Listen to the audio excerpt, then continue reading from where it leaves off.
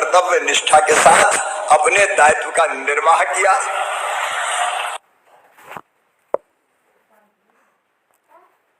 सुना आपने, ये उद्गार थे उस वक्त के मुख्यमंत्री। इसी सम्मेलन में उन्होंने घोषणा की थी कोई अतिथि शिक्षक बाहर नहीं होगा, कॉन्ट्रैक्ट बार बार रिन्यू नहीं करना पड़ेगा, अतिथि शिक्षकों को शिक्षक भर्ती परीक्षा जब निकलेगी अतिरिक्त बोनस मार्क दिए जाएंगे और मानदेय जो है वो बढ़ाने की घोषणा की थी। हमें लगा कि चलिए सब कुछ अच्छा हुआ, अंत भला सो सब भला। लेकिन क्या सब कुछ भला है?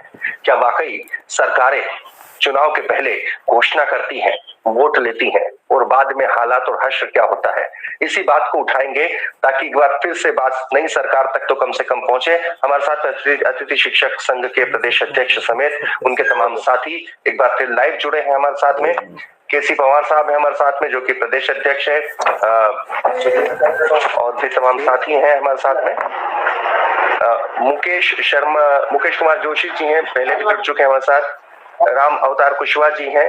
आप सभी का बहुत बहुत स्वागत है एक बार फिर से हमारे इस प्लेटफॉर्म पर भरोसा जताने के लिए। जी पवार साहब, मेरा सबसे पहला वो है कि मैं तो सोचकर बैठा था कि अब तो सब कुछ अच्छा हो गया, और मुझे तो लगता था कि जिस तरीके से आपका आंदोलन था, आपका संघर्ष था, और हमने तो केवल प्लेटफॉर्म दिया, लेकिन लगता था कि मेहनत रंग लाई।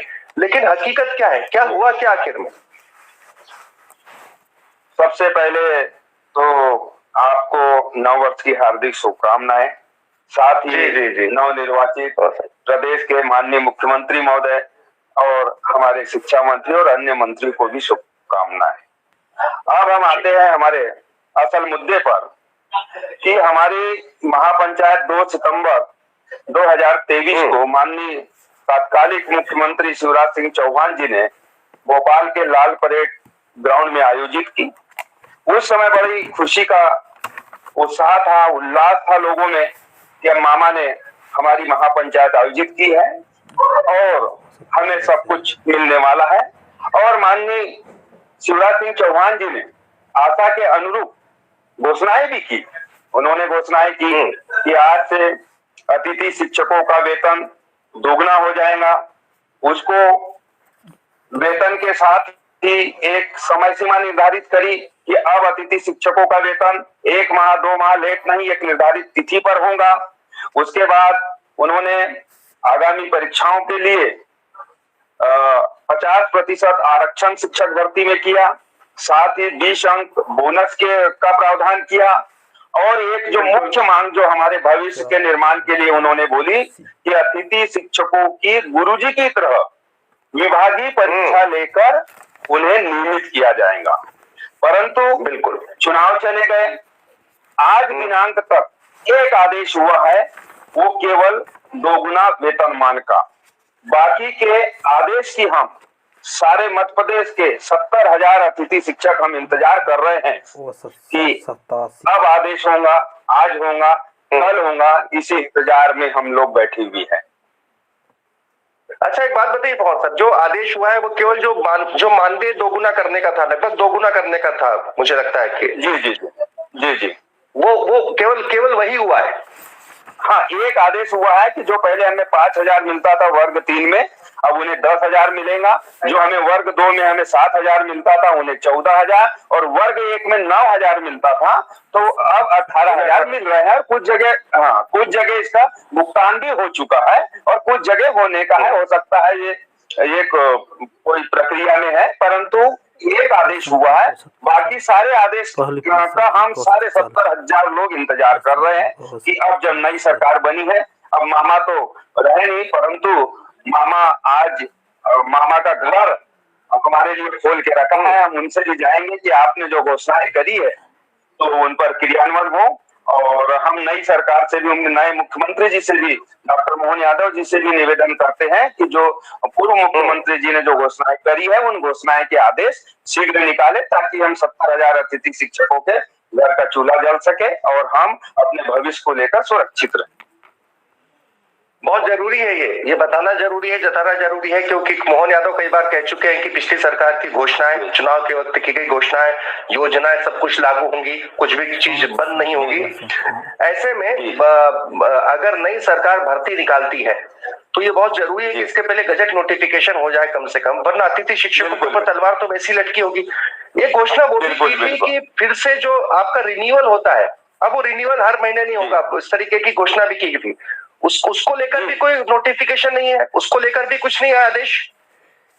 आज वर्तमान में सबसे बड़ी समस्या वही आ रही है कि जो महापंचायत में माननीय शिवराज सिंह चौहान जी ने कहा था कि अतिथि शिक्षकों का 1 वर्ष का अनुबंध होगा, मतलब आपको प्रमोशन से आ जाए, चाहे ट्रांसफर से आ जाए, चाहे सीधी भर्ती हो, आपको 20 सत्र में निकाला नहीं जाएगा। आज क्या हो रहा है कि प्रमोशन से लोग आ रहे हैं, हमारे अतिथि शिक्षक बिल्कुल दर दर भटक रहे हैं। संकुल प्राचार्य जो जिला शिक्षा अधिकारी है वो उन्हें मौखिक रूप से कह रहे हैं कि आपको साला नहीं आना है, क्योंकि एक पद पर 2 लोगों का वेतन नहीं निकलेगा, परंतु लिखित में नहीं दे रहे हैं। और हम उन्हें, हमारे अतिथि शिक्षकों से निवेदन करते हैं कि जहां पर भी संस्था प्रमुख अगर आपको कहता है कि भाई आप कल से स्कूल ना आए क्योंकि यहाँ प्रमोशन से लोग आ गए, तो हम चाहते हैं कि संस्था प्रमुख या संकुल प्राचार्य हमें लिखित में दे, ताकि हम सरकार को बता सके कि माननीय मुख्यमंत्री जी ने कहा था कि 20 सत्र में हम किसी भी अतिथि शिक्षक को नहीं निकालेंगे।